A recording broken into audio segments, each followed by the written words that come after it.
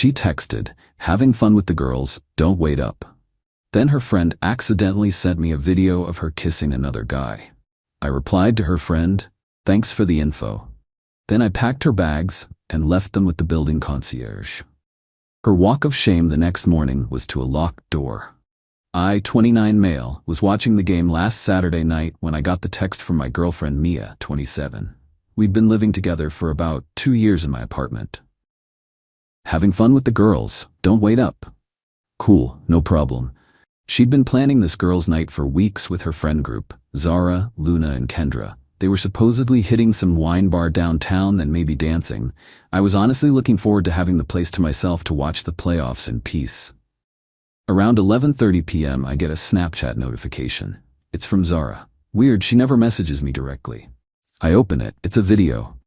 Dark club, strobe lights, loud music, and there's Mia, pressed up against some guy in a leather jacket making out like teenagers. Full tongue action. His hands all over her. The caption read, "Get it, that girl." My stomach dropped. Then I realized, Zara probably meant to send this to their group chat, not me. We have similar usernames. I'm TreyB29, their friend Trina is TreyBay29. The video disappeared after a few seconds, but I'd already screen recorded it. Sat there for a minute just staring at my phone, then typed back to Zara, "Thanks for the info." She read it immediately. Started typing, stopped, started typing again. Then nothing. My phone started blowing up about 2 minutes later. Zara calling, Luna calling. I declined everything and put my phone on silent. Here's the thing. The apartment is mine. Bought it 3 years ago before I even met Mia. She moved in about 8 months ago. Doesn't pay rent, said she was saving for our future, just covers groceries sometimes and her own bills. Not on the lease, not on anything. I went to the bedroom, grabbed 2 suitcases from the closet, started packing her stuff, clothes, makeup, hair straightener, that stupid decorative pillow collection she insisted we needed. Everything. Took me about an hour to pack it all up properly. I wasn't gonna damage anything, just wanted it gone. By 1 a.m., I had 4 suitcases and 3 boxes packed. Called down to the concierge desk, one perk of a decent building. "Hey Rob, it's Trey from 1204. I have some luggage that needs to be held for pickup tomorrow. Can you send someone up?" "Sure thing, Mr. Benson. Pick up by who?" "Mia Rodriguez. She'll have ID." Got everything down to the concierge. Rob didn't ask questions, just tagged everything and gave me a receipt. Then I went back upstairs and changed the lock code on my smart lock. Takes like 30 seconds through the app. Turned my phone back on to absolute chaos. 52 messages, 18 missed calls. I scrolled through some highlights. Zara, "OMG, Trey, I'm so sorry, that wasn't meant for you. Please don't do anything crazy. Maya doesn't know I sent it. Luna, Trey, please pick up, we can explain. It's not what it looks like." Even Kendra, "Hey, that video wasn't what you think, they're just friends." Just friends. Right? I've got lots of friends, I shove my tongue down their throats. Then Mia's text started rolling in around 12:45 a.m. "Babe, Zara said she sent you something by accident. It's not what it looks like, I promise. That guy is just a friend from work. I'm coming home now, we need to talk. Baby, please answer me. I'm in an Uber, why aren't you answering? This is ridiculous, we're adults." I replied once, "Your belongings are with the concierge. Smart lock code has been changed." Then I turned off my phone and went to bed. Update 1, woke up at 8 a.m. to my phone absolutely losing its mind. Had to turn it off overnight because even on silent, the vibration was keeping me awake.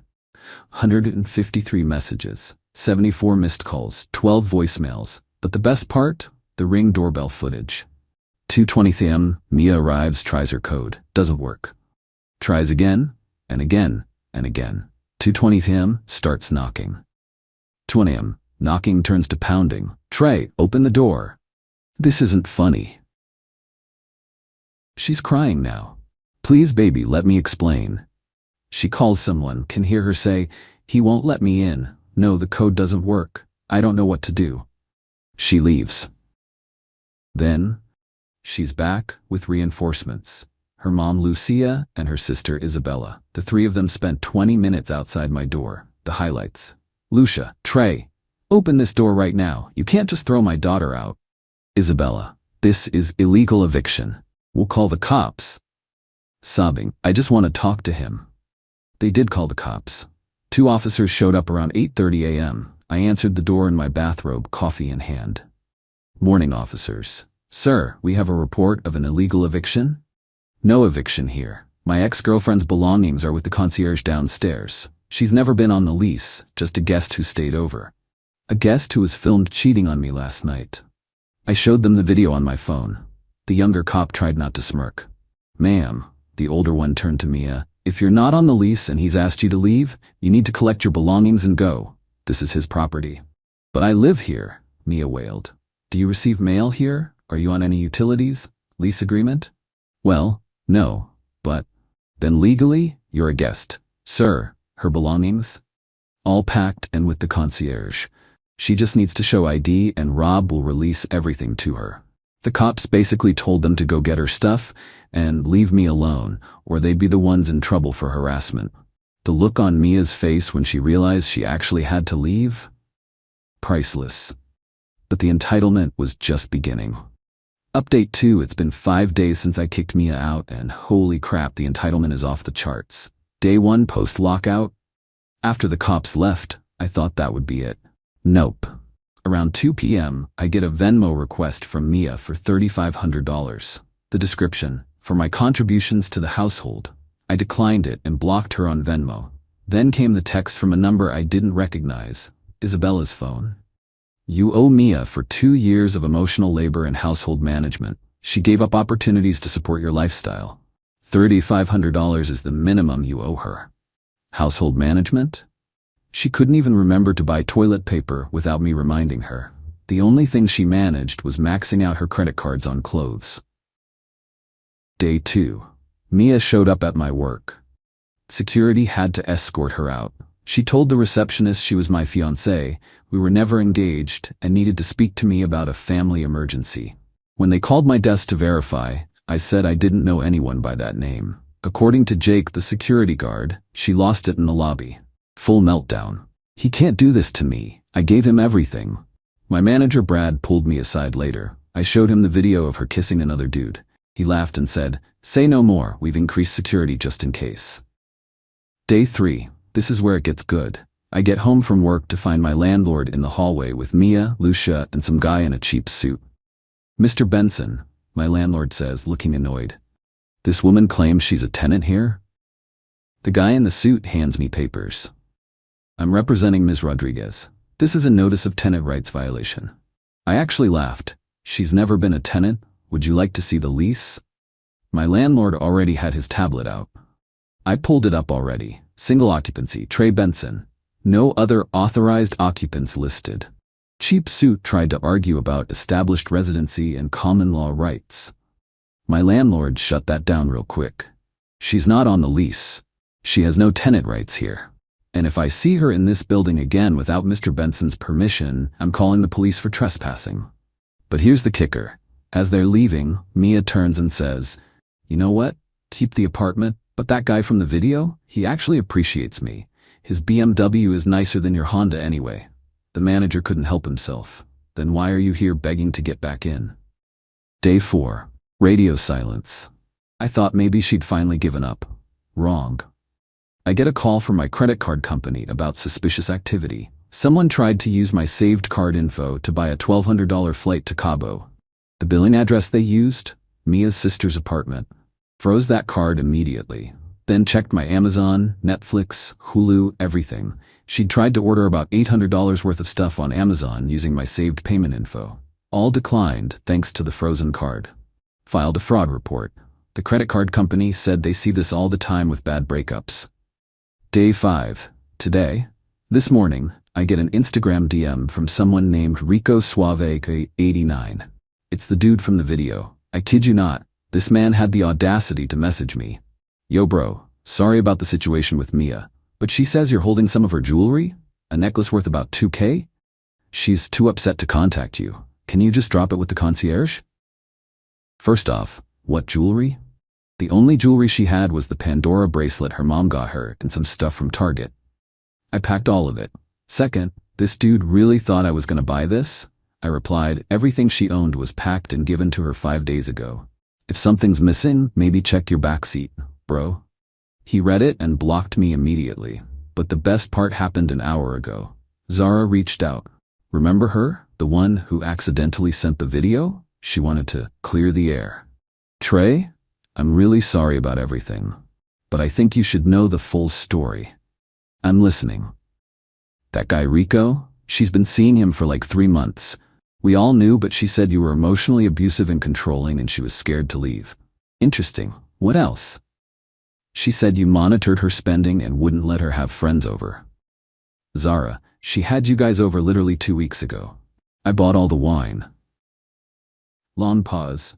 Yeah, we're starting to realize she lied about a lot of stuff. Luna found out Mia told her boyfriend that Luna was trying to hook up with him. Kendra's missing $400 that Mia borrowed last month. The friend group is imploding. Love to see it. Update 3 Day 8. Thought things were calming down. Haven't heard from Mia in 3 days. I was wrong. So very wrong. Monday morning, I'm in a meeting when HR calls me in. My stomach dropped. Trey, we received a complaint. We need to discuss this. They show me an email sent to our company's CEO, CFO, and entire board of directors. From Maya. Subject, Concerned Citizen Report, Trey Benson's domestic abuse. She accused me of financial abuse, controlling her access to money, emotional manipulation, isolating her from friends and family, theft of personal property, threatening behavior. She even attached photos, selfies of her crying, a picture of the packed suitcases, and screenshots of my "Your belongings are with the concierge" text. HR lady looked uncomfortable. Trey, we have to investigate any complaint like this, but do you have anything that might help us understand the situation? I pulled out my phone. Showed them 1. The video of her making out with Rico. 2. The ring footage of her pounding on my door at 2 a.m. 3. The text where she admitted the guy was from work, proving she lied about not knowing him. 4. Bank statements showing she never paid rent. 5. The credit card fraud report from her trying to buy Cabo tickets. HR lady's expression went from concerned to pissed. She sent this to the board? Apparently. Give me a moment. She left and came back with legal and my manager Brad. Legal guy looked at everything and said, "This is attempted defamation and harassment. We're sending her a cease and desist. If she contacts anyone at this company again, we're pressing charges." But Mia wasn't done. Day 10. I get home to find an envelope taped to my door. It's from Lucia, Mia's mom. Handwritten, 3 pages. The highlights. I corrupted her innocent daughter. I turned her into someone who needs male attention. I'm responsible for destroying a beautiful young woman's future. I should man up and take her back because real men forgive. Rico is just a phase, and I'm the one she really loves. If I don't take her back, I'll be cursed to never find love again. She actually wrote this. The last paragraph, though. Mia has been staying with Rico, but he's already getting tired of her spending and emotional needs. When he kicks her out, and he will, she'll have nowhere to go. This is on your conscience. So let me get this straight. She cheated with Rico, told everyone I was abusive, tried to get me fired, committed credit card fraud. But I should take her back because her new guy is already sick of her? The audacity. The entitlement. Day 12. The universe has a sense of humor. Jake from security texts me, "Yo, you need to see this." Sends me a TikTok link. It's Mia. She made a whole TikTok about being a survivor of emotional abuse. The video has her sitting in a car, looks like Rico's BMW, crying with sad music, text overlay reading, "When you finally escape your toxic ex but he takes everything from you. Starting over at 27 is hard, but I'm a survivor." The comments, though. The comments. Someone found the video of her kissing Rico and posted it. "This you sis? Looks like you escaped right into another man's mouth." Another person. "Girl, I know you. You owe my roommate $300. And the best one from Kendra. "Survivor? You told me you were planning to cheat for months. Delete this." The video got ratioed so hard she deleted it within 2 hours. But the internet is forever. Someone screen recorded it, and it's making rounds in local gossip groups. Day 14. Rico slid into my DMs again. Different account this time. "Bro, for real though, you need to take her back. She's crazy expensive and won't stop talking about you. This ain't what I signed up for." I screenshot it and replied, "Sounds like a you problem." Does she know you're trying to return her like an Amazon purchase? He blocked me again. 20 minutes later, Mia calls from a number I don't recognize. I almost didn't answer, but curiosity won. What? Trey baby, I know you saw Rico's message. He doesn't mean anything to me. I was just hurt and confused, and you've been seeing him for 3 months according to Zara. Silence. That's not. She's lying. She's always been jealous of us. Mia, I don't care anymore. Stop contacting me. Stop contacting my job. Stop the fraud attempts. Move on. But I love you. You love my apartment and my credit card. There's a difference. You're such an asshole.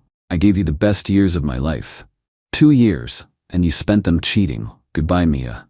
But before I hung up, I heard Rico in the background. Yo, who you talking to? I told you not to call him. They're already fighting. Incredible. Final update. It's been 2 months now. Time for the conclusion to this saga. Week 3 after the breakup. Mia and Rico's relationship imploded spectacularly. According to the tea Zara spilled, we're cool now. She genuinely feels bad about everything. Rico kicked Mia out after she tried to add herself to his credit cards, demanded he pay for a girl's trip to Miami, had a screaming match with his actual girlfriend. Yeah, turns out Mia was the side chick. She moved back in with Lucia, who then called me again asking me to reconsider. I blocked her number too. Week 4. I get served with actual legal papers. Mia was suing me in small claims court for illegal eviction, $5,000, emotional distress, $5,000, lost belongings, $2,000, $12,000 total. For what? Being asked to leave an apartment she didn't pay for? I hired a lawyer. Cost me $1,500, but worth every penny. Week 6 court day. I show up in a suit. She shows up in a dress I bought her. I recognized it because I paid $300 for it on her birthday. Her argument. We were in a committed domestic partnership, and I violated her rights by kicking her out without notice.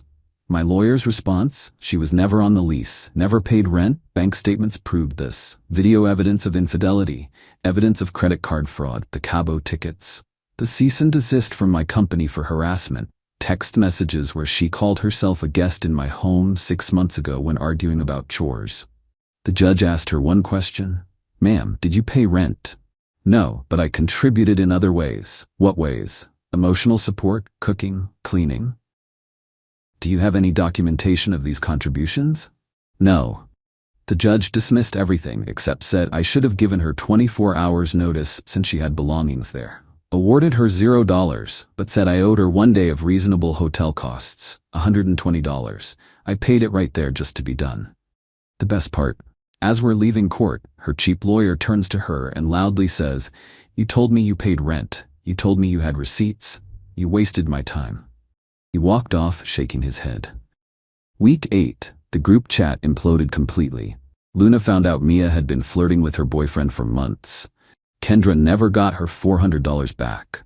Zara discovered Mia had been screenshotting their private conversations and sending them to other people to start drama. They all blocked her. Isabella, her sister, reached out to apologize. Turns out Mia owes her $2,000 too, and had been lying to their whole family about our relationship. Told them I was rich, I'm comfortable, not rich, and that we were secretly engaged. She'd been telling people we were planning a destination wedding, which is why she needed to borrow money from everyone.